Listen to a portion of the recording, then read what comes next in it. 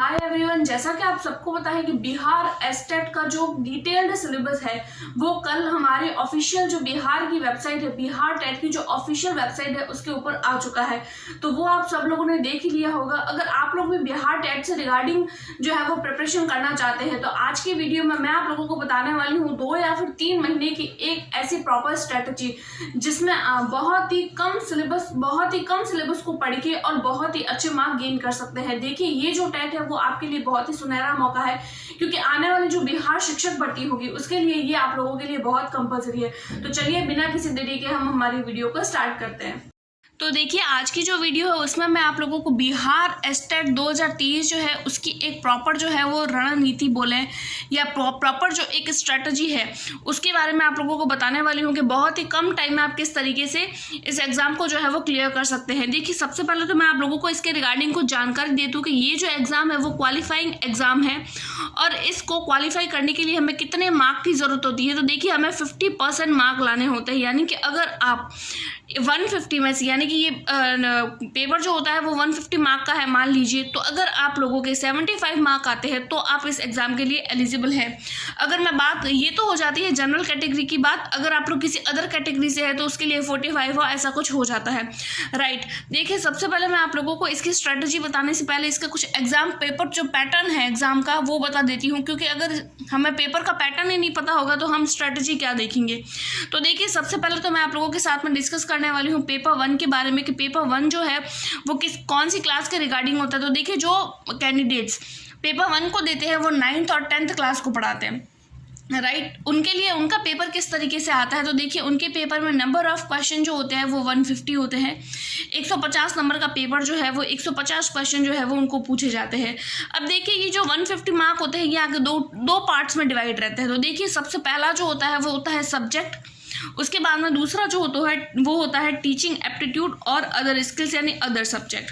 अब हम बात करते हैं कि देखिए, सब्जेक्ट जो है उसमें वो तो 100 क्वेश्चन पूछे जाते हैं। 150 मार्क क्वेश्चन टोटल क्वेश्चन है ना, तो उसमें 100 क्वेश्चन जो है वो हमारे सब्जेक्ट के पूछे जाते हैं और जो अदर जो 50 क्वेश्चन जो है वो इसके अदर स्किल्स के और टीचिंग एप्टीट्यूड के पूछे जाते हैं, राइट।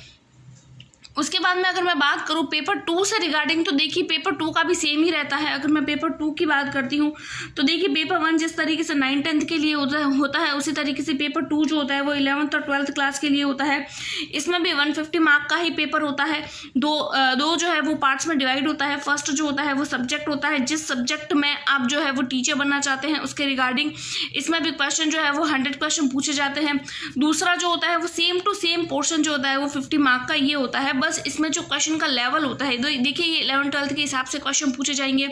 इसमें जो टीचिंग एप्टीट्यूड है उसके लेवल जो है वो थोड़ा सा डाउन रहता है। बाकी पेपर जो है वो पैटर्न या फिर क्वेश्चन जो है वो या सिलेबस जो है वो सेम रहता है। बस क्वेश्चन को जो है वो थोड़ा सा अलग से घुमाकर पूछा जाता है, क्योंकि लेवल जो है थोड़ा हाई होना दिया जाता है पेपर 2 के लिए।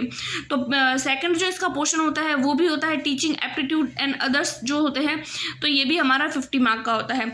उसके बाद में देखिए, कई बार ऐसा होता है कि बच्चे जो है उनको भ्रमित कर दिया जाता है कि अगर आप 9th-10th को पढ़ाना चाहते हैं या फिर अगर आपका पेपर 1 है तो उसमें अगर आप लोगों ने सब्जेक्ट लिया है, मान लीजिए आपका सब्जेक्ट जो है वो मैथ्स है, मान लीजिए आप लोगों का सब्जेक्ट मैथ्स है, तो आप लोगों को ये बोल दिया जाता है कि मैथ्स में भी केमिस्ट्री फिजिक्स जो है इन सब के भी क्वेश्चन पूछे जाएंगे।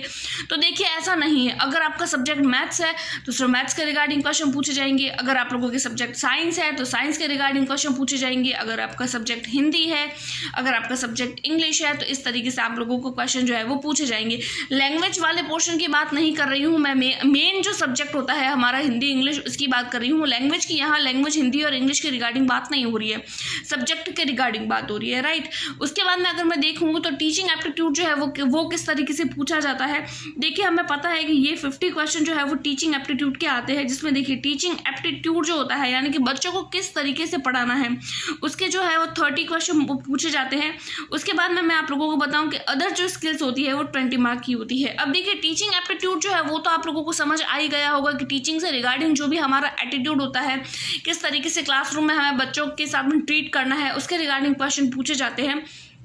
लेकिन ये अदर स्किल्स क्या है, तो देखिए अदर स्किल में अगर मैं आप लोगों को बताऊं तो सबसे पहले इसमें कुछ सब्जेक्ट होता है जैसे रीजनिंग, मैथ्स, ईवीएस, जीके और जीएस। तो ये सारे के सारे सब्जेक्ट होते हैं, ये भी हमारे जो है वो इन 50 मार्क्स के साथ में इंक्लूड होते हैं। तो देखिए इसके कितने क्वेश्चन पूछे जाते हैं, तो इन पांचों सब्जेक्ट कर के मिला के 20 जो है वो क्वेश्चन पूछे जाते हैं। यहाँ पे जो 50 क्वेश्चन जिस तरीके से पूरा डिवाइडेड है, उसी तरीके से पेपर 2 के लिए भी ये सारी की सारी चीज़ें सेम टू सेम जो है वो पूछी जाती है। बस पेपर का लेवल जो है वो थोड़ा सा अप कर लिया जाता है, क्योंकि ये पेपर 1 है और ये पेपर 2 है। तो इस तरीके से हमारा एग्जाम को पैटर्न जो है वो रहता है। उसके बाद में अगर मैं आप लोगों को इसकी एक प्रॉपर स्ट्रैटेजी के बारे में बताऊं, तो देखिए प्रॉपर स्ट्रैटेजी हमारी कुछ इस तरीके से हो सकती है कि देखिए हमारा जो पेपर है वो हमें बहुत ही कम टाइम में कुछ अपना इस तरीके से उस पेपर को जो क्लियर करना है।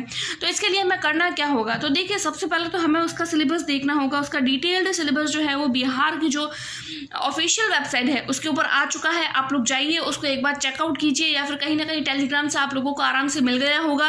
तो आप लोग सबसे पहले तो अपने सिलेबस को देखिए, क्योंकि सिलेबस को देखने के बाद में ही आपको पता चलेगा कि आप लोगों को क्या पढ़ना है क्या नहीं पढ़ना है। सिलेबस के बाहर आप लोगों को एक चीज़ भी नहीं पढ़नी है।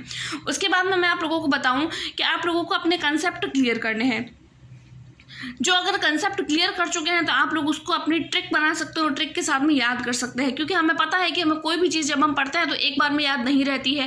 कंसेप्ट को क्लियर करिए, उसके बाद में उसके रिगार्डिंग एक ट्रिक बनाइए और उसका रिविजन आप बार बार करिए। देखिए मैं ऐसा इसीलिए बोल रही हूँ, अपने डिटेल्ड जो है वो डीप में पढ़ने के लिए मैं आप लोगों को या कंसेप्ट क्लियर करने के लिए इसीलिए कह रही हूँ, क्योंकि हाल फिलहाल में ही एक बीपीएससी का पेपर हुआ है, सीटेट का पेपर हुआ है। तो इन दोनों पेपर को देख कर आप लोगों को आइडिया लग गया होगा कि अब नेक्स्ट जो पेपर है वो किस लेवल का बनने वाला है। उसके बाद में अगर मैं आप लोगों को बताऊं तो देखिए आप लोगों को प्रीवियस ईयर क्वेश्चन जो है वो जरूर देखने हैं, क्योंकि देखिए अगर आप लोग प्रीवियस ईयर क्वेश्चन नहीं देखते हैं तो फिर आप लोग यूँ समझिए कि आपकी तैयारी आधी अधूरी है, क्योंकि प्रीवियस ईयर जो है वो हर क्वेश्चन की एक बेस होता है। अगर आप प्रीवियस ईयर क्वेश्चन देखते हैं तो आपको आइडिया लगता है कि नेक्स्ट जो क्वेश्चन है या इस किसी भी टॉपिक से रिगार्डिंग किस तरीके से क्वेश्चन पूछे जाते हैं।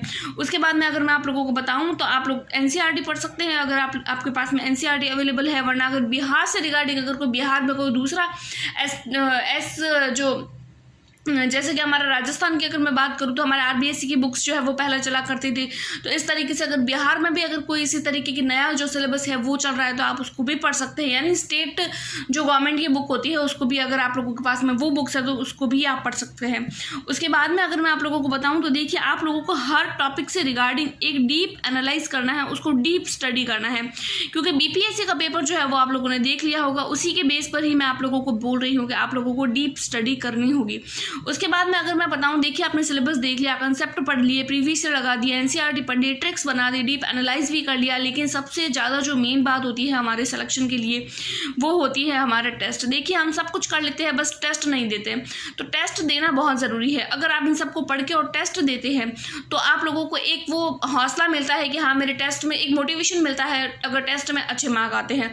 तो इस तरीके से आप अपनी इस स्ट्रैटेजी को फॉलो कर सकते हैं। आप इस तरीके से मैंने पूरी की पूरी अभिषेक बताई है, देखिए आप भी इसको एक नोटबुक में नोट कर लीजिए जो आपके लिए बहुत ज़्यादा हेल्पफुल होने वाली है।